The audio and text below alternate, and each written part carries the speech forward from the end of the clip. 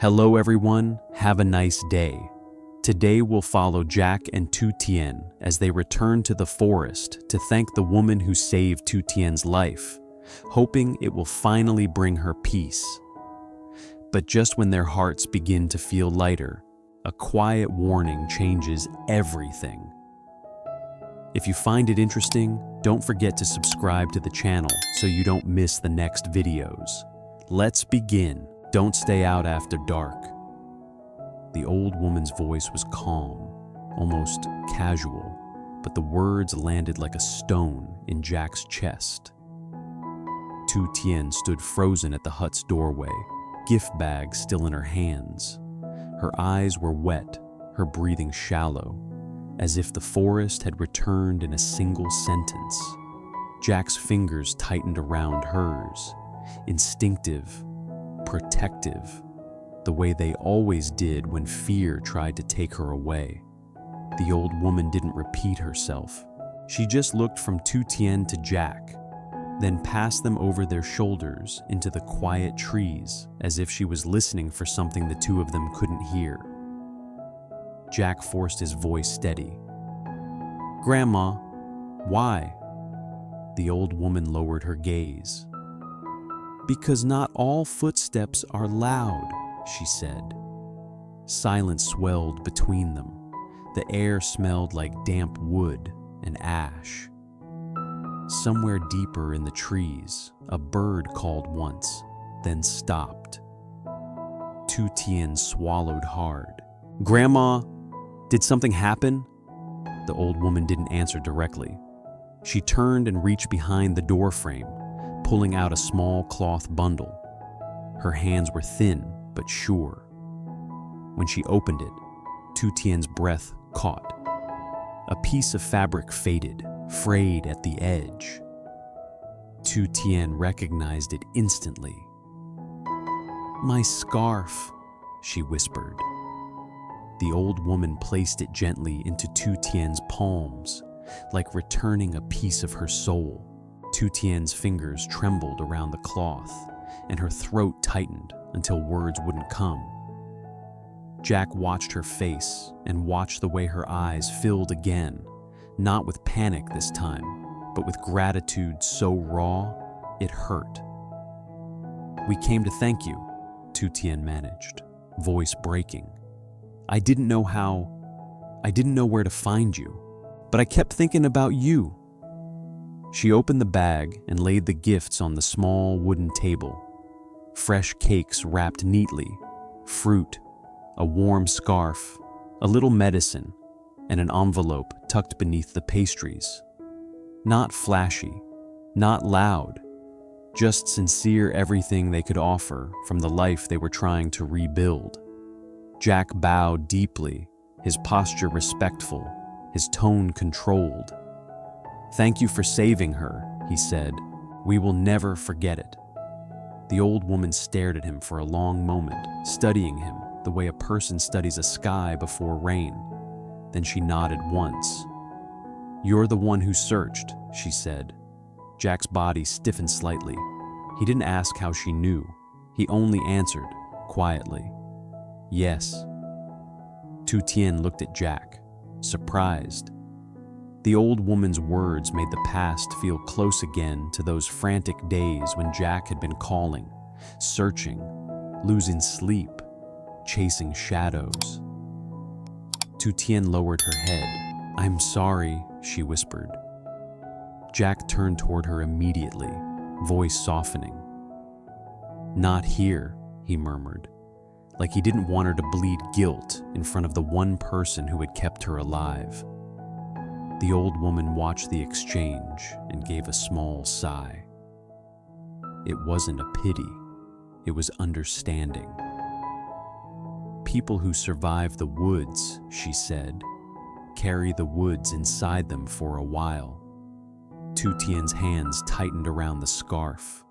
Her chest ached. Jack's jaw clenched.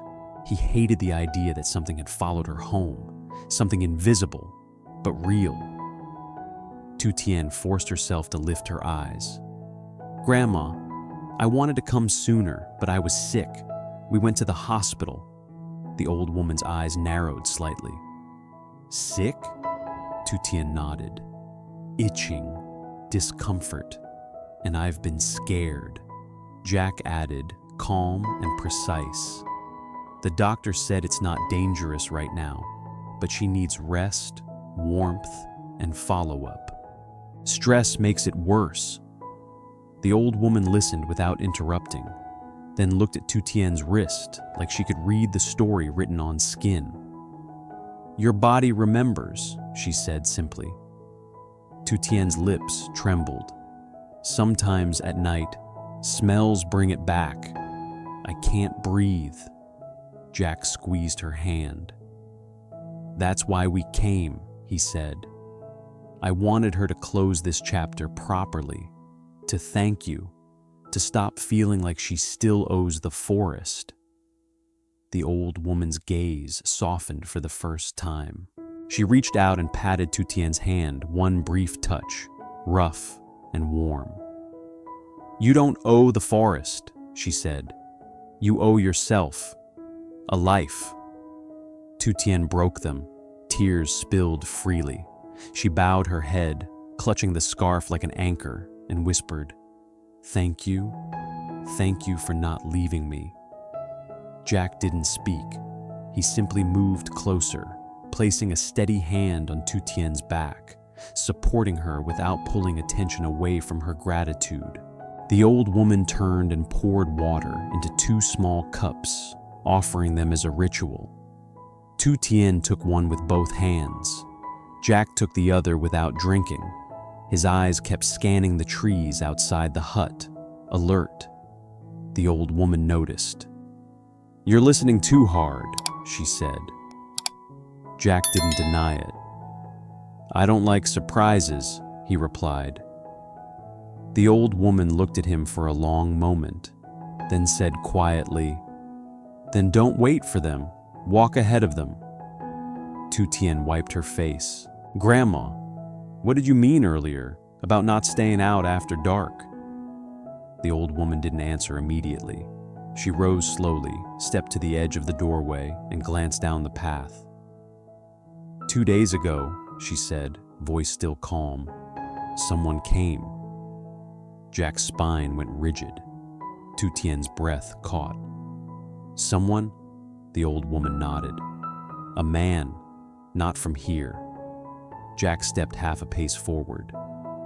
What did he want?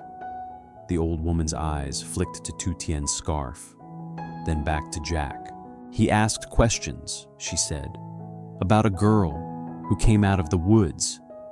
Tutien's blood turned cold. Jack's hand found hers again, firm. Did you tell him anything? The old woman shook her head once. I told him nothing. Tutien's voice was barely a whisper. Did he describe me? The old woman looked directly at her. He knew your name, she said. The hut seemed to shrink around them. Jack's face hardened. His mind moved too fast. Cameras, locks, the farm gate, the bakery. Every place Tutien had begun to feel safe again. Tutien's fingers shook against the scarf. How could he know? The old woman's voice dropped lower. That's why I said don't stay out after dark. Jack swallowed, controlling his anger, his fear. Grandma, he said, careful. What did he look like? The old woman hesitated, then lifted her chin toward the forest path. Tall, she said. Quiet. He smiled too easily. Tutien's stomach twisted. Jack felt her tremble and moved closer, shielding her with his body. And one more thing, the old woman added, eyes narrowing. He didn't walk like a lost man. Jack's gaze sharpened. What do you mean? The old woman stared at him. He walked like he already knew the way. A wind gust pushed through the trees. Dry leaves skittered across the ground like tiny running feet. Tutien's voice cracked. Grandma, what should we do? The old woman looked at Tu Tien, then at Jack. Her expression wasn't fear. It was a warning, old, experienced, and heavy. "Go home while the sun is still up," she said. "And when you go, don't go the same way you came." Jack's fingers tightened around Tu Tien's hand until she felt his promise in the pressure. "Okay," he said, voice low. "We'll leave now." Tu Tien bowed again, tears still shining. "Grandma, please take the gifts." The old woman nodded and didn't smile. As Jack guided Tu Tien toward the path, Tu Tien turned back one last time, scarf in her hands, heart in her throat. The old woman stood in the doorway like a shadow carved out of wood and wind. And before Tu Tien could speak again, the old woman said softly, "Child, if you see the easy smile again, don't answer him." Jack didn't wait for Tu Tien to argue. He kept his hand wrapped around hers and guided her down the narrow path, as if every extra second near the hut was a risk he couldn't afford. The gift bag was lighter now left behind on the old woman's table, but Tu Tien felt heavier than before, like the scarf in her hands had turned into a warning flag. Behind them, the hut vanished into the trees. Ahead, the path stretched out in quiet strips of dirt and fallen leaves. Tu Tien tried to steady her breathing. "Jack, who would come here asking about me?" Jack's eyes stayed forward. His voice was controlled, but she could hear the tightness beneath it. "Someone who thinks you're still his business." Tu Tien flinched. "You mean Tui's people?" Jack didn't answer right away. He wasn't the type to guess out loud. He cataloged possibilities in silence, then moved. He stopped abruptly at a bend and looked back the way they'd come. Nothing, only trees and wind. Still, his posture remained alert, shoulders slightly squared, chin lifted, like he was bracing for a shadow to step out.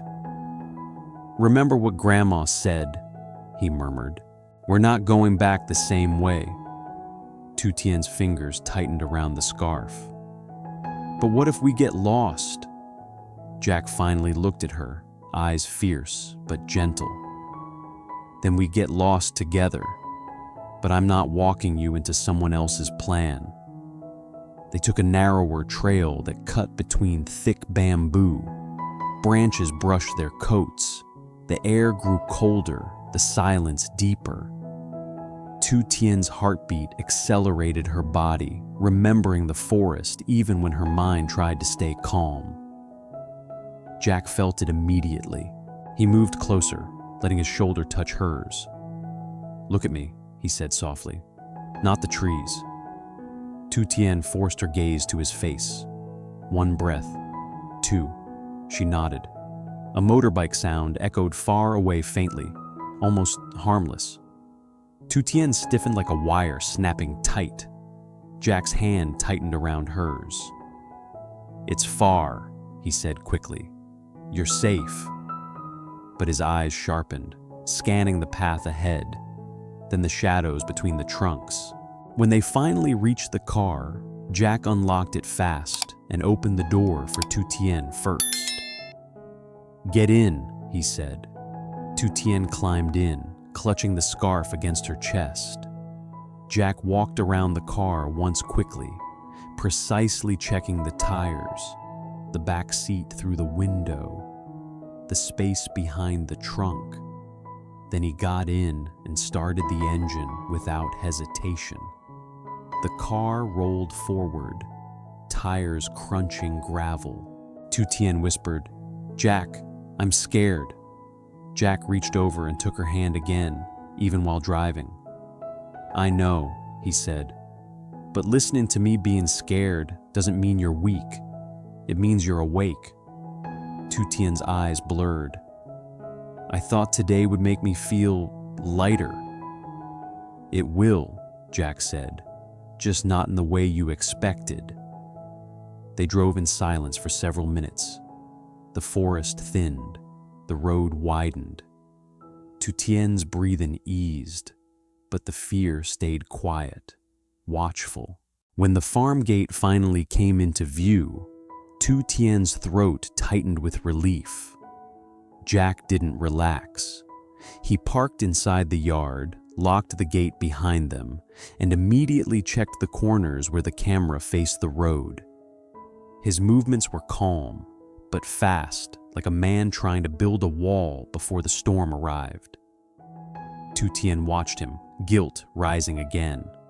"This is my fault." Jack turned so sharply, she stopped mid-sentence. "No," he said, firm. "Don't do that. Not again." Tutien swallowed. "Then what do we do?" Jack exhaled slowly and softened his tone. He stepped closer and placed both hands on her shoulders. "First," he said, "you rest, you take your medicine, you follow the schedule, you don't push your body to prove anything." Tutien nodded, small. "Second," Jack continued, eyes steady, "we change how we move. No going out alone. If you need anything, we go together." Tutien's lips trembled. "And the bakery?" Jack glanced at the small shop by the gate. The sign with her name looked bright in the afternoon sun, so hopefully it almost hurt. "We don't close the dream," Jack said quietly. "We protect it." He walked her inside the bamboo house and sat her down. He poured warm water, placed the medicine on the table, and watched until she swallowed it. Only then did his shoulders drop just a fraction. Tutien held the scarf in her lap, staring at it like it carried the forest's voice. "Grandma said he smiled too easily," Tutien whispered, "like he didn't belong there, but knew the way." Jack's eyes darkened. "That's what bothers me," he admitted. "Not that he asked, but he knew where to ask." Tutien looked up. "Do you think he'll come here?" Jack didn't lie. He brushed his thumb over her knuckles, grounding her.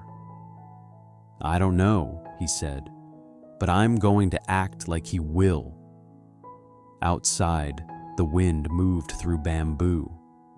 The farm looked like peaceful garden beds waiting, chicken coop quiet, the bakery window catching sunlight. But inside the house, Jack's grip on Tutien's hand tightened again, like he was holding on to more than her fingers. He was holding on to their miracle. And this time, he wasn't going to let an easy smile take it away. Finally expressed her gratitude and closed the painful chapter of the forest. The old woman returns to Tutien's faded scarf, reminding her that survival leaves hidden scars and that the body remembers fear. Just stays protective, scanning the streets, sensing danger even in silence. When Tutien asked why the woman warned them not to stay out after dark, the rescuer